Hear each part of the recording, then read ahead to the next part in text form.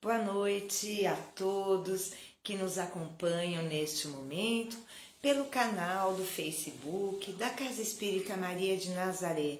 Sejam todos muito bem-vindos, em nome de Jesus, em nome de Maria. Meu nome é Vânia e sou uma trabalhadora da Casa Espírita Maria de Nazaré. Dentre as trabalhadoras que têm a possibilidade, e a alegria de estar nas lives, que as nossas lives acontecem todos os dias às 18 horas. Então, hoje eu estou incumbida de abordar de forma ligeira e breve 3 obras ligadas à doutrina espírita. A primeira obra que será abordada é o livro Caminho, Verdade e Vida, ditado por Emmanuel a Francisco Cândido Xavier. O próximo livro é o Evangelho segundo o Espiritismo e, por fim, o Livro dos Espíritos. Mas, como sempre fazemos, antes de iniciarmos a atividade e agradecer a presença de todos que nos acompanham, vamos aos recados. Temos alguns recadinhos.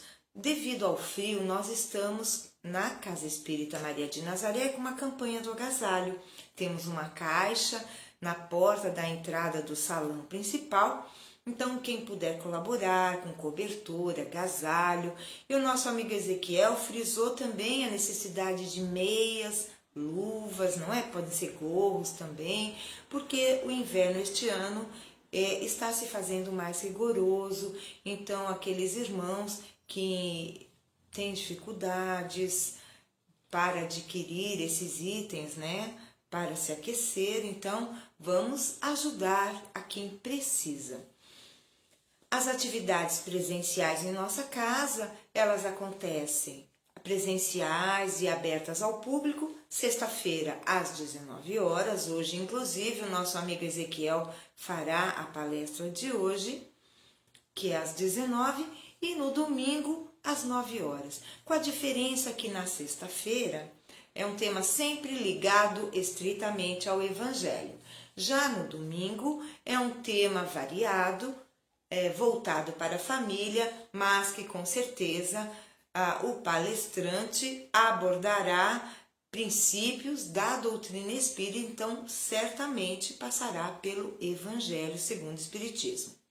Outro recado é que nós estamos para iniciar um curso intitulado O que é o Espiritismo. Ele vai começar dia 3 de agosto, que é uma terça-feira, e se encerrará em 30 de novembro. Este curso é totalmente online, gratuito, e sempre às terças-feiras, das 19 às 20. Temos um grupo de WhatsApp para aqueles que se interessarem em fazer este curso. Então, sempre é importante, revisitar a doutrina espírita, ou para aqueles que realmente ainda não travaram contato com a doutrina e têm interesse em saber das suas bases doutrinárias. E por fim, a nossa campanha de fraternidade Alta de Souza. Ela acontece normalmente no segundo sábado de cada mês. Então, sem ser esse sábado, no próximo, teremos a nossa campanha, ocasião em que arrecadamos mantimentos, produtos de higiene e limpeza, ou roupas, enfim. E com os mantimentos e produtos de higiene que conseguimos arrecadar, nós montamos cestas básicas para doar às famílias cadastradas na casa. Então, sem ser esse sábado, portanto no dia 10 de julho, entre 15 e 16h30, quem puder e quiser pode se dirigir à Casa Espírita Maria de Nazaré, localizada à Rua João Peckney, 537 em Poá, e deixar lá a sua doação. A Casa Espírita Maria de Nazaré, em nome de todas as famílias cadastradas, agradece a sua contribuição, o seu coração generoso. Meus amigos, dados os recados, vamos então agora fazermos a prece de abertura. Para isso, eu conto com um concurso fraterno de todos vocês. Assim, fechemos os nossos olhos elevemos o pensamento a Deus para fazermos a prece que Jesus, excelso médico de nossas almas, nos ensinou. Pai nosso, que estais nos céus, santificado seja o vosso nome. Venha a nós o vosso reino, seja feita a vossa vontade, assim na terra como no céu.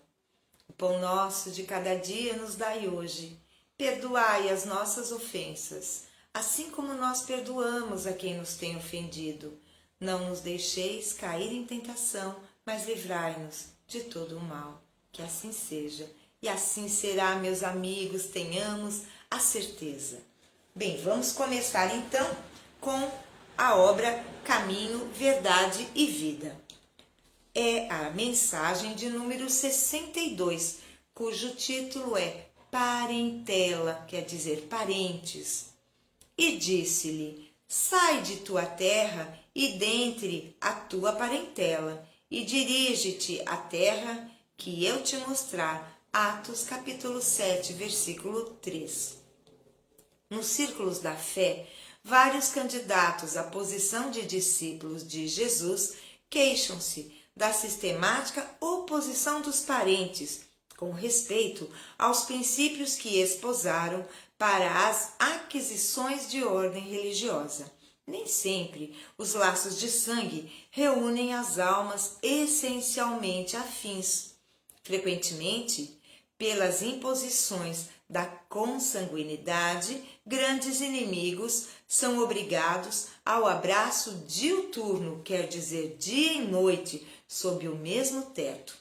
É razoável sugerir-se uma divisão entre os conceitos de família e parentela. O primeiro, ou seja, família, constituiria símbolo dos laços eternos do amor.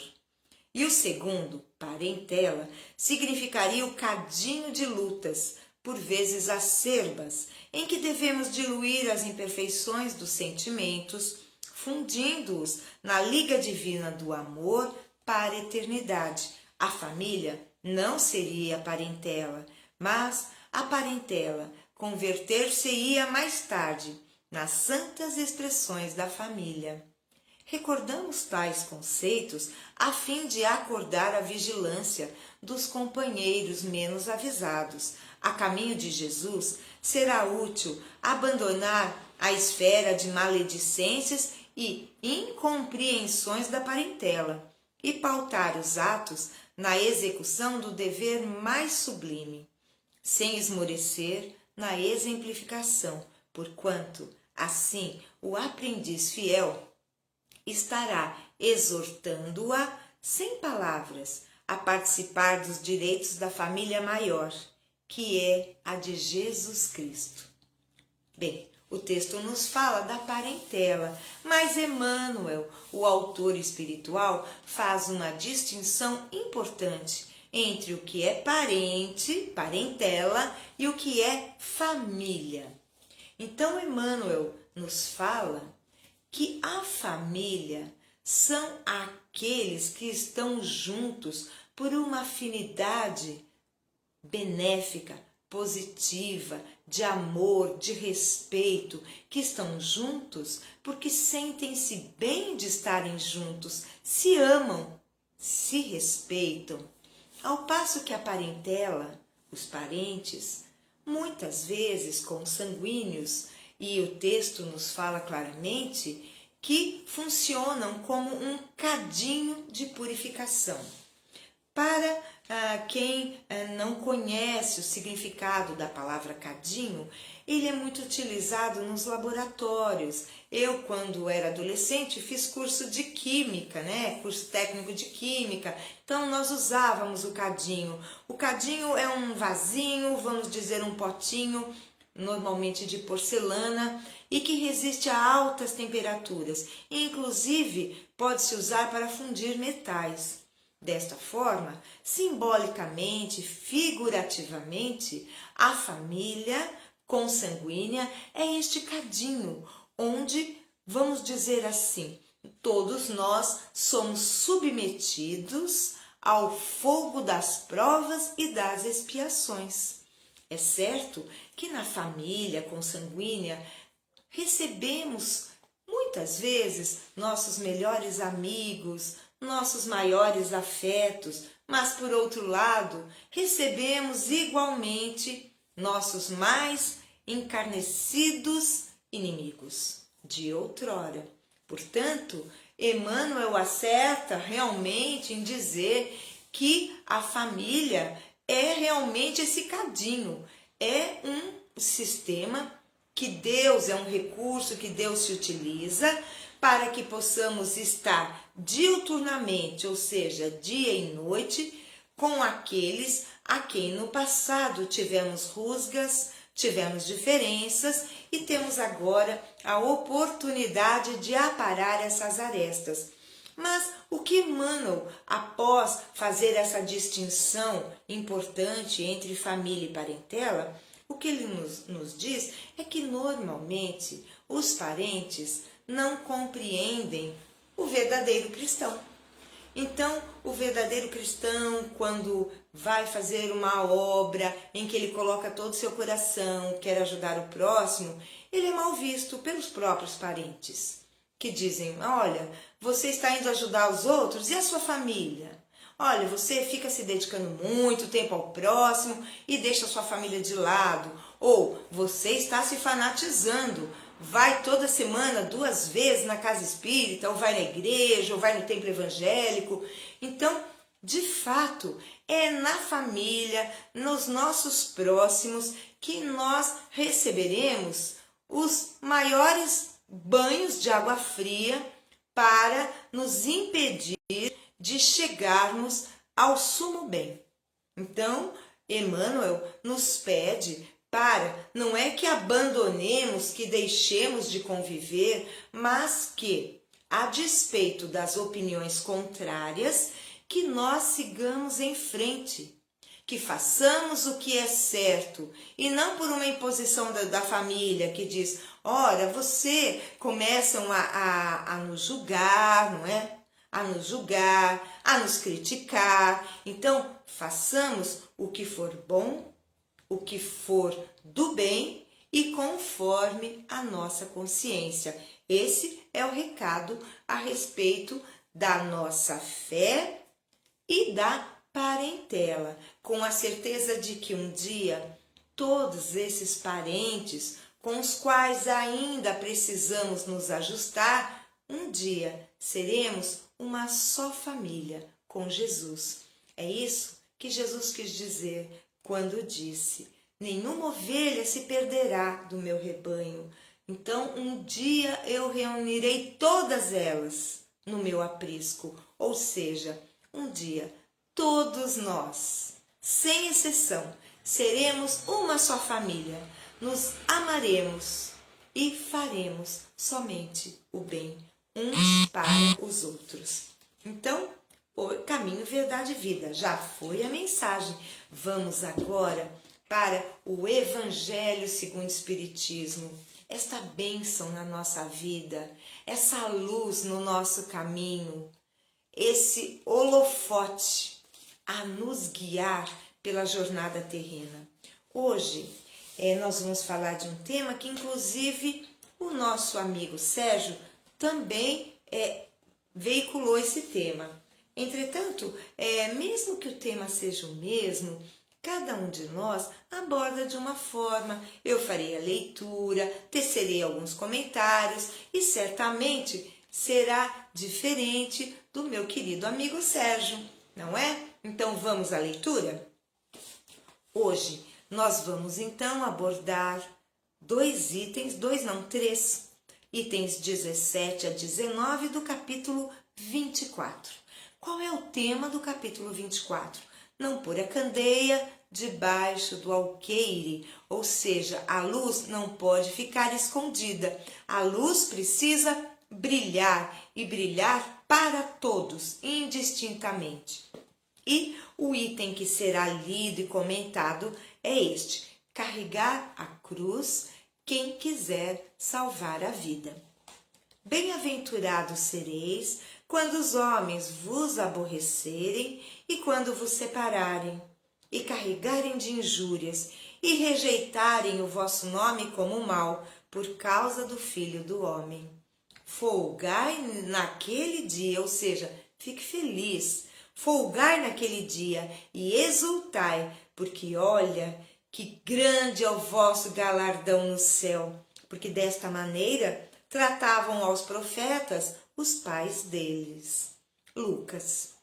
E chamando a si o povo, com seus discípulos, disse-lhes: Se alguém me quiser seguir, negue-se a si mesmo e tome a sua cruz e siga-me. Porque o que quiser salvar a sua vida, perdê-la-á. Mas o que perder a sua vida por amor de mim e do Evangelho, salvá-la-á. Pois de que aproveitará o homem se ganhar o mundo inteiro e perder a sua alma? Marcos e semelhante em Mateus e João. Esses são os trechos do Novo Testamento. Agora vamos ouvir o que Kardec tem a nos dizer a respeito desses trechos. Regozijai-vos, disse Jesus, quando os homens vos odiarem e vos perseguirem por minha causa, porque sereis recompensados no céu.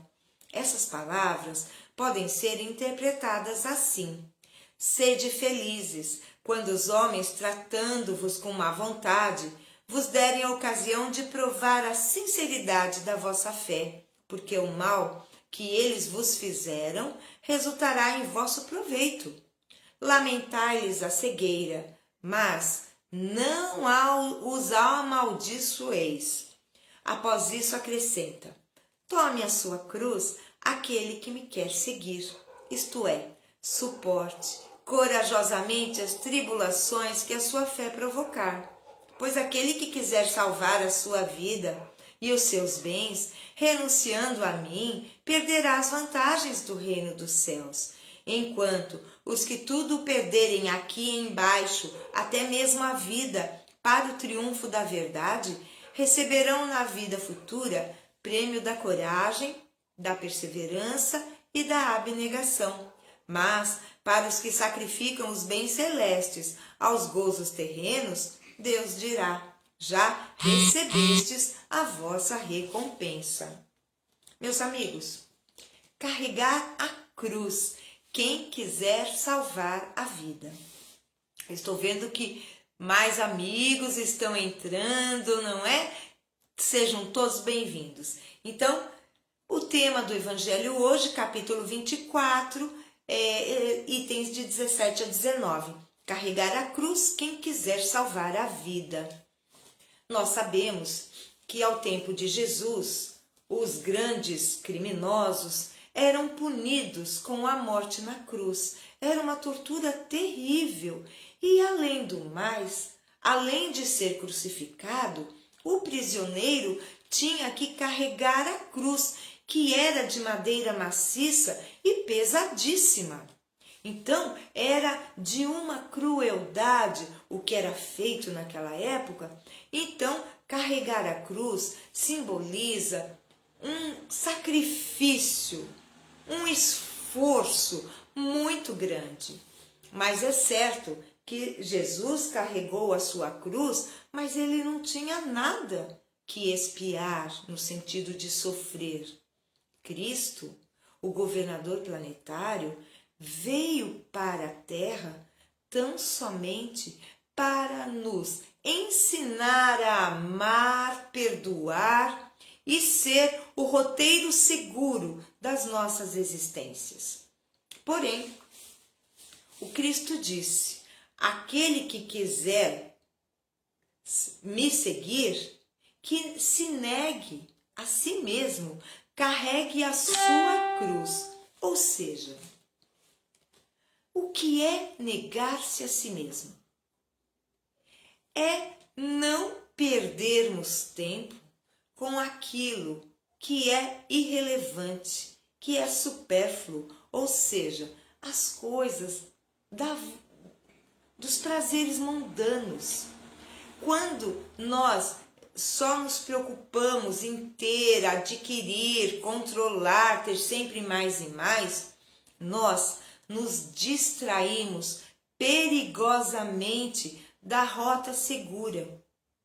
que é o caminho traçado pelo Mestre Jesus.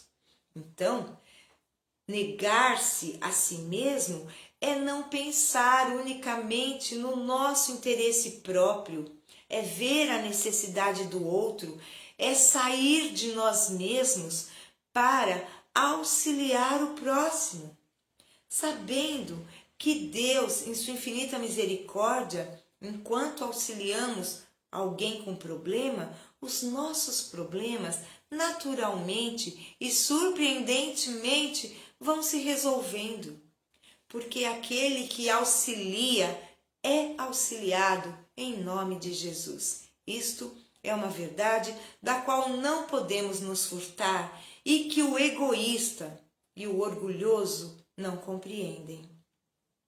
Sempre acham que tem que se colocar em primeiro lugar, em segundo, em terceiro e quem sabe, em quarto lugar eu vou ver o que o outro deseja, o que o outro necessita, não é? Mas Jesus também diz para carregarmos a nossa cruz. É claro que a cruz hoje não tem o mesmo significado do instrumento de tortura que levava ao extermínio aquelas pessoas e com Jesus injustamente crucificado, uma morte terrível, e carregar a cruz, além de ser pesadíssima naquela época, o prisioneiro sabia o que o esperava. Era uma dor profunda, uma dor física de levar uma cruz pesada e a dor moral, antevendo o que lhe ia acontecer. Porém, hoje, carregar a nossa cruz, o que significa? Que nós suportemos com fé, coragem, paciência e resignação os reveses da vida. Porque muitos de nós fogem das responsabilidades que a vida nos impõe. E essas responsabilidades são da providência divina para que nós possamos progredir, para que nós, aceitando as responsabilidades que nos competem, possamos exercer o nosso raciocínio, superando os desafios, o nosso livre-arbítrio, fazendo as melhores escolhas. Então, carregar a sua cruz é não fugir da nossa responsabilidade. Por exemplo, um rapaz que engravida uma moça, e aí ele diz que o filho não é dele, não quer saber e foge da responsabilidade. Aí a moça vai criar o filho com dificuldade, sem ajuda material, afetiva, moral do pai. Então, isso é uma típica atitude que vemos com frequência em nossos dias. Então, a responsabilidade veio para esse rapaz, mas ele se exime, se iludindo de que o filho não é meu, mas também não fez teste, não sabe, e se fizer o teste também não vai querer pagar pensão, não vai se ligar afetivamente à mãe, muito menos ao filho. Então, esse tipo de coisa é quando você não carrega a sua cruz. Então, às vezes, estamos lá num trabalho, temos um chefe difícil, eu vou sair desse emprego. Eu vou sair porque eu não suporto. E se nós não aprendermos a lição, o que vai acontecer? Vamos para um outro emprego, vamos encontrar um chefe ainda pior. Ou vamos encontrar colegas de trabalho muito complicados, de difícil convivência. Então, enquanto nós não aprendermos a nos resignar, a conviver com o diferente, aquele que não pensa como eu, enquanto nós não aprendermos a lição, nós vamos ficar repetindo. É como a criança, né? Agora tem a progressão continuada, em que a criança vai galgando os anos na escola, mas antes era assim, não aprendia, chegava no final do ano, repetia aquela série. E o que acontece na escola da vida é isso. Enquanto nós não aprendermos a lição, não assumirmos as nossas responsabilidades, nós vamos repetindo e fica cada vez mais difícil. Por quê? Somos teimosos, preguiçosos, não queremos aprender, não queremos estudar, não queremos renunciar ao orgulho, ao egoísmo, à vaidade, à inveja, ao ciúme, à maledicência.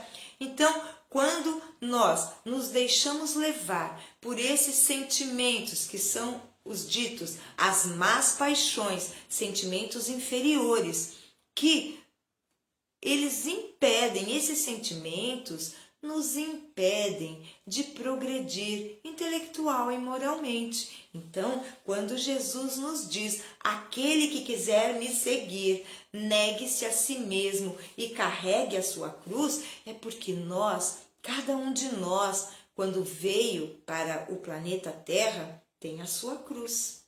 E a sua cruz, a nossa cruz, é do tamanho exato para fazermos aquela passagem, para passarmos por ela.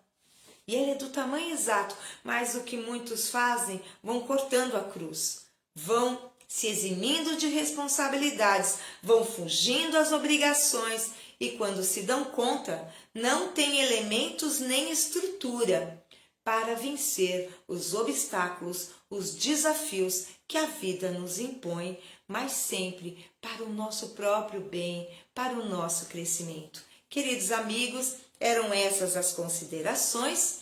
Vamos então agora para a questão do livro dos Espíritos, que é a questão de número 600. Falamos ainda dos animais. Então, aqui diz assim, questão 600, Allan Kardec indaga.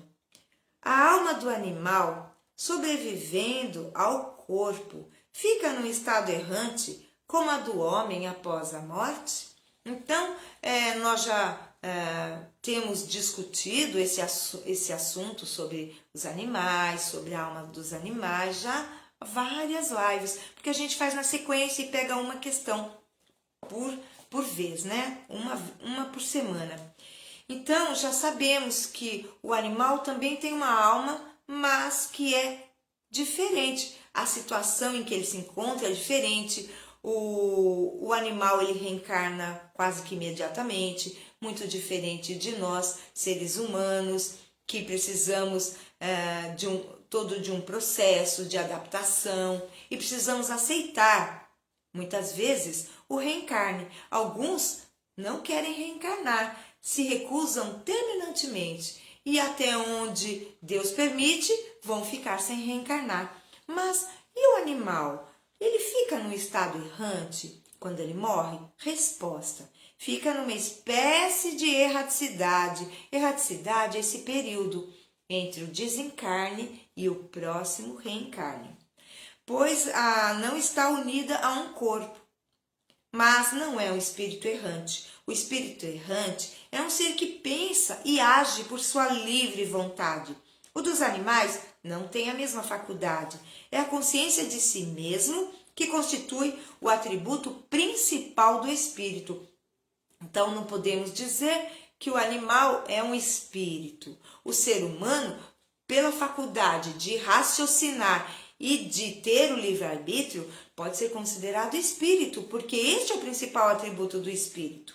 Então, o espírito do animal é classificado após a morte, pelos espíritos incumbidos dessa tarefa, e utilizado quase imediatamente. Não dispõe de tempo para se pôr em relação com outras criaturas. Ou seja, quando o animalzinho morre e que ele fica numa espécie de erraticidade, né, no plano espiritual, ele não vai ficar um tempo longo como o ser humano fica, porque o ser humano precisa por vezes expiar as suas faltas, vai para um umbral ou, dependendo, vai para uma situação melhor, não é? Mas também pode ir para uma situação pior, além do umbral, mais para baixo, né? Nos abismos, nas trevas, dependendo do que se fez, né? Durante a existência, como se constituiu o seu livre-arbítrio, se usou o raciocínio, a intelectualidade para ferir, matar, prejudicar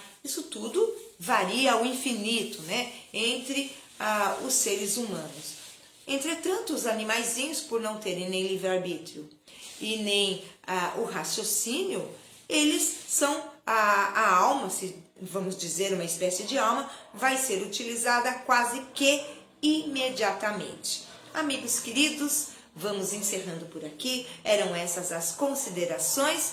Agradeço enormemente a companhia de cada um de vocês. Tenho a certeza de que vocês irradiam aquela energia positiva que faz com que nos sintamos cada vez mais felizes e seguros de estarmos aqui transmitindo uma mensagem da doutrina espírita especialmente para vocês.